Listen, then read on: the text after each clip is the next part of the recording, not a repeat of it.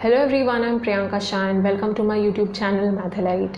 In this video, we'll continue with exercise 2C from chapter compound interest without using formula. So starting with question number 4, the compound interest calculated yearly on a certain sum of money for the second year is rupees 1089 and for the third year it is rupees 1197.90. Calculate the rate of interest and the sum of money. It is very much similar to the previous sum that we had solved. The only difference is वहाँ पे हम लोग को amount दिया हुआ था and यहाँ पे we are given the compound interest. Okay, read the question carefully. Compound interest calculated yearly. Compound interest yearly calculate हो रहा है, मतलब time period क्या हो जाएगा 1 year. तो I'll just write down the information. Okay. Compound interest calculated yearly on a certain sum of money. Sum of money कितना है we don't know. For the second year is rupees 1089. Compound interest for second year is 1089. So we'll write down CI for second year is rupees 1089 and for third year 2 consecutive years का दिया हुआ है हम लोग को, 2 back to back years का CI दिया हुआ है. Okay, so CI for third year is how much? 1197.90. Okay, so we are given the time period and the CI for the 2 years. Calculate the rate of interest and the sum of money. We have to find the rate of interest. Now we know कि 2 back to back years का CI दिया हुआ है and we know the time period, then we can easily find the rate of interest. Okay, using the formula. So rate of interest हम लोग find कर सकते हैं easily. Now coming to the sum of money. Sum of money we'll calculate later. First we need to find rate of interest.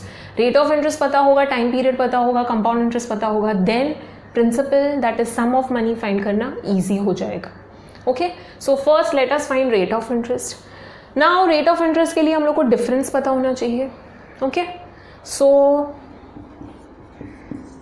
difference in CI of consecutive years is equal to this minus this, CI for third year minus CI for second year. It is better if you write down. Okay, CI for third year minus CI of second year हो जाएगा. So CI for third year क्या है? 1197.90 minus 1089. I'm subtracting over here only. Working कर रही हूँ मैं यहीं पे. So this will give 108.90 rupees. ठीक है, ये हो गया difference in CI. Now we'll find the rate of interest. Okay, so R is difference in CI of consecutive years. मैं वो नहीं लिख रही हूँ पूरा statement. You have to write the full thing and no short forms. Into 100 upon CI of preceding year. Preceding year, ये दोनों year में से पहले वाला year कौन सा है? Preceding means पहले वाला year. सेकेंड ईयर पहले आएगा, फिर थर्ड ईयर आएगा. सो सेकेंड ईयर का CI. So CI of preceding year into time period. So difference in CI we just got 108.90 into 100. CI of preceding year क्या है? ये है. So it is 1089 into T. ये क्या हो जाएगा? I'm solving it over here only. ठीक है, vertical working दिखाना है. 10890 हो जाएगा, multiply by 100 किया तो upon time period is 1. Sorry. So 1089 into 1 gives 1089. Now we can easily cancel this out. 10 मिल रहा है answer. So R is 10%. Okay, so we got the rate of interest. Now we'll find the sum of money. Sum of money मतलब हम लोग को principal amount find करना है. Original sum कितना था? Okay, we don't know. So now let us find the sum of money. So we found the rate of interest, it was 10%. You have to write down the statement, the rate of interest is 10%. Now we'll proceed to sum of money. We'll assume the principal, that is the sum of money, to be X rupees. Okay, so let us write down the statement. Let the sum of money be rupees X. This sum is very much similar to question number 3. Okay, so 3 अगर आता है तो 4 solve करना बहुत easy हो जाता है. Now first year, तो फर्स्ट ईयर का कंसिडर करते हैं हम लोग. Principal is this much, so P is equal to rupees X. We'll find the interest now. R is 10% and T is 1 year. So I is P into R into T upon 100, that is X into 10 into 1 upon 100. So that gives rupees X upon 10. This is the interest for the first year. Okay, now we'll find the amount, because without amount we'll not be able to find the principal for the next year. Why are we proceeding to the next year? यहाँ पे हम लोग को interest for second year and compound interest for third year दिया हुआ है. Second year का interest इतना बताया गया है. सो अगर हम लोग सेकेंड ईयर का interest in terms of x find कर लेंगे, देन वी नो दैट वो जो इंटरेस्ट है that is equal to this. Okay, second year का जो भी इंटरेस्ट हम लोग को आएगा in terms of x, okay, that is going to be equal to this. So we can easily find the value of X, that is the sum of money. Okay, so हम लोग को first year के लिए नहीं बताया गया है कितना इंटरेस्ट है, अदरवाइज यहीं पे हम लोग इक्वेट करके X का वैल्यू फाइंड कर सकते थे. Okay, so for that we need to find the interest of the second year. So let us find the amount. So amount in first year is principal plus interest. Principal is X. This is X upon 10. So यहाँ पे multiply and divide by 10 करेंगे तो 10x upon 10 हो जाएगा plus x upon 10. So that gives 11x upon 10 rupees. This will become the principal for the second year. Okay, so coming to second year, principal is rupees 11x upon 10 है. ठीक है, previous year का amount अभी का principal बन गया. 11x upon 10 principal into rate of interest into time period. Okay, P into R into T divided by 100. Next step में what will happen, इसको मल्टीप्लिकेशन कर देंगे. सो मल्टीप्लिकेशन हो गया, this will come in denominator. ठीक है, सो मैंने यहीं पे नेक्स्ट स्टेप का भी सॉल्व कर लिया है. Now let's see what is getting cancel. सिर्फ 0 0 कैंसिल हो रहा है यहाँ पे. So we are left with 11x upon 100. Stop over here because हम लोग को सिर्फ इंटरेस्ट में यहाँ पे ध्यान देना है. इंटरेस्ट दिया हुआ है हम लोग को, compound interest for second year and third year. Amount नहीं दिया है, सो अमाउंट फाइंड करने की ज़रूरत नहीं है for second year. Stop over year. Interest is equal to this much for the second year. But we are already given that interest for the second year is 1089. So this means that this is equal to this. Okay, so we'll write that down. But CI for second year is, you have to write down CI for second year is equal to so and so. मैंने यहाँ पे लिखा नहीं है तो पहले लिखना पड़ेगा कि ये इंटरेस्ट आया है तो CI for second year is equal to this much, but then start with this. CI for second year is what is given 1089. So therefore 1089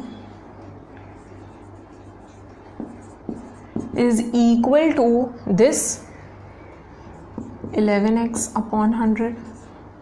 ठीक है, we'll shift everything on the other side. तो क्या हो जाएगा 1089 into 100 upon 11 is equal to x. So let us see if this is getting cancelled. 108, 11 9 ज़ा 99, ठीक है, 11 10 ज़ा नहीं ले सकते, 110 हो जाएगा. सो 11 9 ज़ा 99. Now how much will remain? 9. सो 9 यहाँ पे बचेगा 99. 11 9 ज़ा 99. सो 99 into 100 will give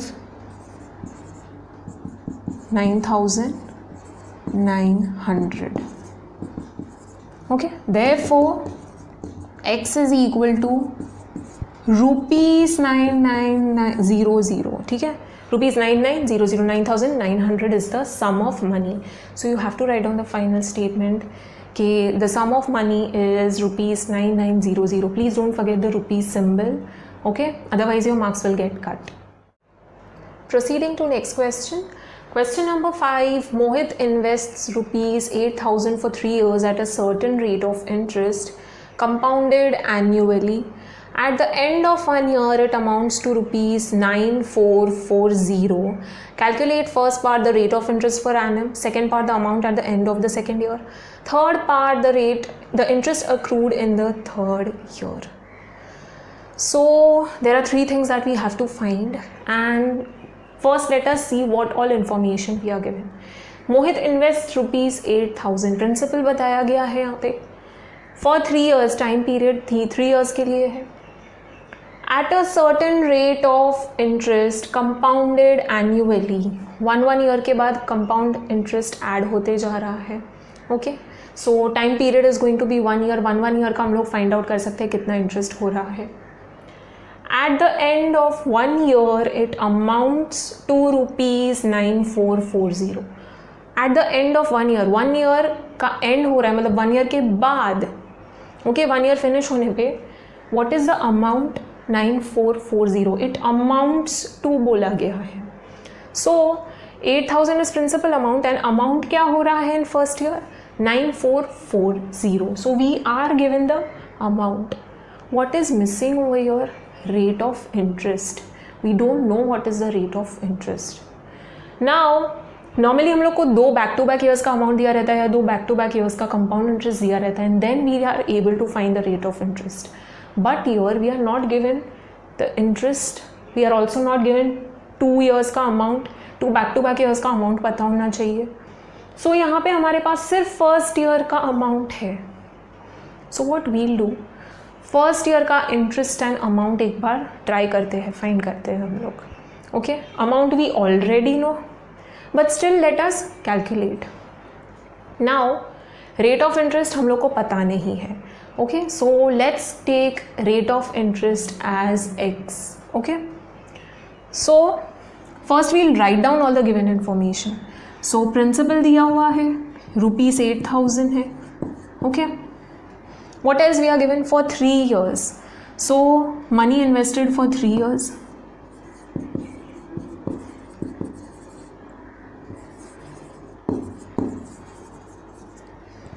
At a certain rate of interest. Rate of interest पता नहीं है. So we'll assume that to be X%. So हम लोग बाद में लिखते हैं वो compounded annually. So time period पता है, annually मतलब 1 year.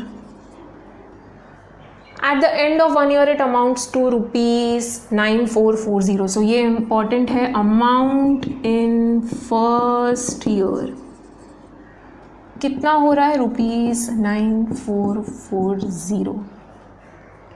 Now we'll assume rate of interest. So let rate of interest be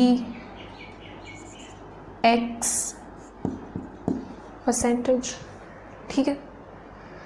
So now in place of rate of interest we'll substitute x over here. First part में हम लोग को rate of interest per annum find करना है. So we'll find r first. Now first year का amount बताया गया है हम लोग को, principal बताया है, time period बताया है. So the only thing missing is r. So we can find r if we know the other details. Okay, so now let us consider the first year and find interest and amount. So first year principal 8,000 है, R is X% and T is 1 year. I is P into R into T upon 100, which is equal to 8000 into X into 1 upon 100. Okay, R की जगह पे X substitute कर दिया, 0 0 0 0 cancel हो गया, तो we are left with 80x rupees. अब amount find करते हैं for first year. So amount in first year is nothing but principal plus interest. Principal है 8000, इंटरेस्ट है 80x. okay, now this is the amount in first year, but we are already given that amount in first year is 9440. so this is the amount and we are getting this also as the amount, मतलब ये दोनों equal है. so amount in first year की जगह पे मैं 9440 substitute कर देती हूँ. We had already written amount in first year is 9440, so just यहाँ पे सब्सटीट्यूट कर दिया. This is equal to 8000 plus 80x. Now I will shift this. ठीक है, तो 9440 minus 8000 is equal to 80x. So 80x is equal to 1440. All right. Now we'll shift 80. So 1440 upon 80 is equal to x. 0 0 cancel हो जाएगा. Okay. 8 1s are 8. 8 8s are 64. So x is equal to 18, therefore x is nothing but r. So r is equal to x is equal to 18%. So rate of interest हम लोग को मिल गया 18% है. So you have to write down the statement. ये first part था question का, ठीक है, लिख देना first part है. The rate of interest per annum is 18%. So write down the final statement. Okay. Now coming to the second part, the amount at the end of the second year. Amount at the end of second year, very very easy. हम लोग को सिर्फ normal procedure follow करना है. P and R and T हम लोग को अब पता चल गया है. Okay, now amount at the end of first year कितना था, ये था, तो ये प्रिंसिपल हो जाएगा for the second year. So please pay attention to little details. हम लोग को amount at the end of first year दिया हुआ है, तो वो प्रिंसिपल बन जाता है for next year. So second year का हम लोग को अमाउंट फाइंड करना है, तो सेकेंड ईयर के अमाउंट के लिए पहले प्रिंसिपल पता होना चाहिए, तो यही प्रिंसिपल बन जाएगा. रेट ऑफ इंटरेस्ट हम लोग को मिल गया 18%, टाइम पीरियड भी पता है. So now we can find interest and amount for the second year. So second year principal is ₹9440. Please amount वापस फर्स्ट ईयर में कैलकुलेट मत करने बैठना, ऑलरेडी दिया हुआ है फर्स्ट ईयर का amount. Okay, so please be very very careful. The only thing is it will become a lengthy process for you. So we wrote down all the details. Now interest is P into R into T upon 100. So 9440 into 18 into 1 upon 100. Now 944 into 18 देखते हैं. So we got 16992 upon 10 है, तो ये क्या हो जाएगा, 1699.2 हो जाएगा रुपीस. ठीक है, so this is the interest for the second year. Now we'll find the amount. So amount in second year is amount in first year plus the interest. Amount in first year क्या है, 9440 है, plus अभी का interest 1699.2. Okay, सो 9440 इसमें add करते हैं. Let's see.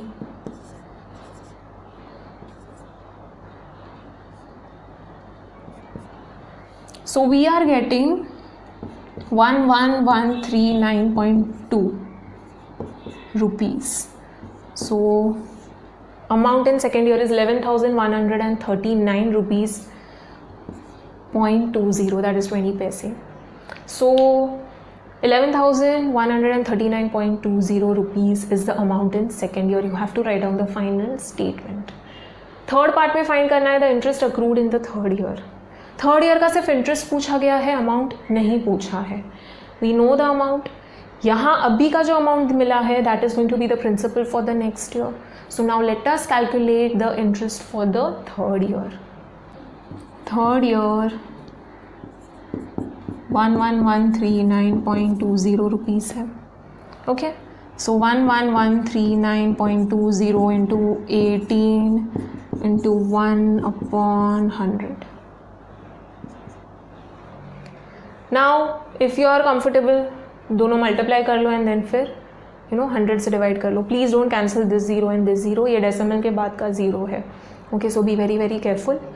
सो ये दो मल्टीप्लाई कर लेते हैं एंड देन डिवाइड बाय 100 करते हैं. So we'll get 200,505.60. Okay, upon 100 है.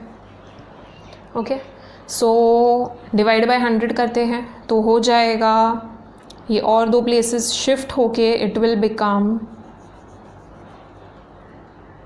0.0560. ठीक है. So this is the interest for the third year. तो अब हम लोग क्या करते हैं, यहाँ पे 4 डेसिमल प्लेसेस, ये ज़ीरो तो हम लोग निकाल सकते हैं. 2 डेसिमल प्लेसेस तक ठीक है. So what will do, will round it off. जो थर्ड डेसिमल प्लेस है it is greater than 5 means I will add 1 to the second decimal place. So क्या हो जाएगा 2005.06 हो जाएगा. ठीक है, adding 1 to the previous number. So the interest accrued in the third year is rupees 2005.06 rupees. Okay, so write down the final statement.